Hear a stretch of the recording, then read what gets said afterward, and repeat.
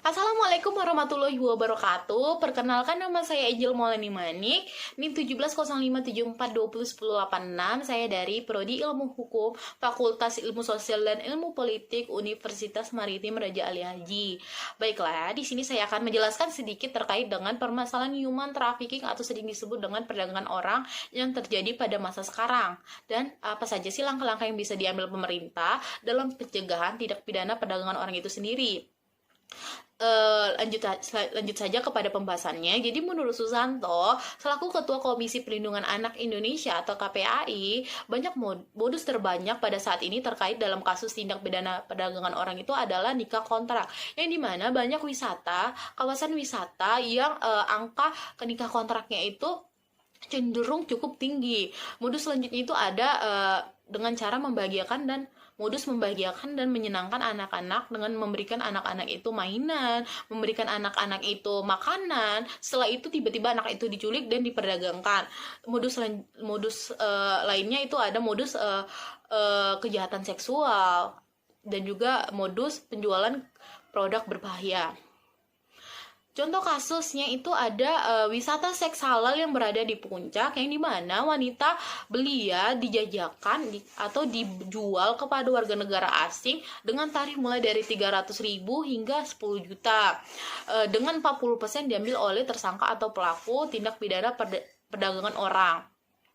Lalu banyak korban yang tidak melaporkan kasus mereka kepada lembaga pelayanan tindak pidana perdagangan orang itu sendiri, karena mereka merasa malu, merasa tidak nyaman, mereka takut diomongin oleh lingkungan mereka karena mereka menjadi korban tindak pidana perdagangan orang, sehingga membuat proses perjalanannya penegakan hukum itu jadi kurang baik, dan atensi penyelenggara negara itu juga semakin menurun atau buruk karena tidak semua korban terdeteksi oleh lembaga layanan. Selanjutnya itu semakin maraknya kasus perdagangan orang, terutama khususnya pada perempuan dan anak-anak. Dibentuklah instrumen hukum dalam upaya pemberantasan dan penjagaan perdagangan anak, baik hukum internasional dan hukum positif di Indonesia. Kalau hukum internasional itu dia itu ada instrumen internasional itu ada protokol Palermo, peraturan lainnya.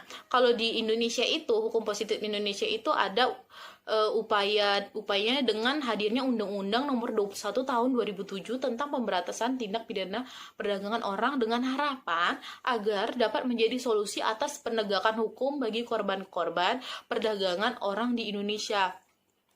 Menurut saya, langkah-langkah yang bisa diambil pemerintah dalam melakukan pencegahan terhadap kasus tindak pidana perdagangan orang ini dengan cara melakukan sosialisasi secara terus-menerus, mengedukasi masyarakat dan memperbanyak literasi mengenai hal-hal tentang human trafficking. Jadi ini akan semakin meningkatkan pemahaman masyarakat utama para orang tua untuk mengetahui potensi yang dapat membuat anak-anak dan perempuan dapat terpapar trafficking itu sendiri, terutama di daerah wisata, contohnya tadi di Puncak, di Bali, di Bandung, dan lain sebagainya. Terus menurut halaman kabar 24 juga, perdagangan orang ini atau human trafficking di Indonesia paling banyak itu terjadi di 5 daerah, yaitu di Jawa Barat, Jawa Tengah, Jawa Timur, Nusa Tenggara Barat, Nusa Tenggara Timur.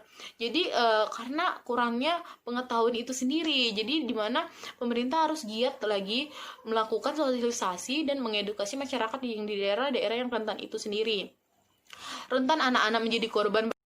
Kerentanan anak-anak menjadi korban berkaitan dengan akses pendidikan, yang dimana anak-anak harus terus didorong untuk mengenyam pendidikan yang baik melalui berbagai program. Contohnya itu program yang telah diterbitkan oleh pemerintah sendiri, Kartu Indonesia Sehat, Kartu Indonesia Pintar, Kartu Keluarga Sejahtera, yang harus tepat sasaran, yakni diberikan kepada masyarakat yang benar-benar rentan atau yang rentan juga. Dan juga satu pesan saya juga, pemerintah dan aparat penegak hukum agar tidak memberikan toleransi toleransi kepada para pelaku tindak pidana perdagangan orang ini, karena menurut saya trafficking itu bukan hanya tindak pidana saja, tetapi juga menyangkut kejahatan manusia. Jadi sekian pembahasan dari saya. Apabila ada kesalahan mohon dimaafkan. Saya akhiri dengan wabillahi taufiq wal hidayah. Wassalamualaikum warahmatullahi wabarakatuh.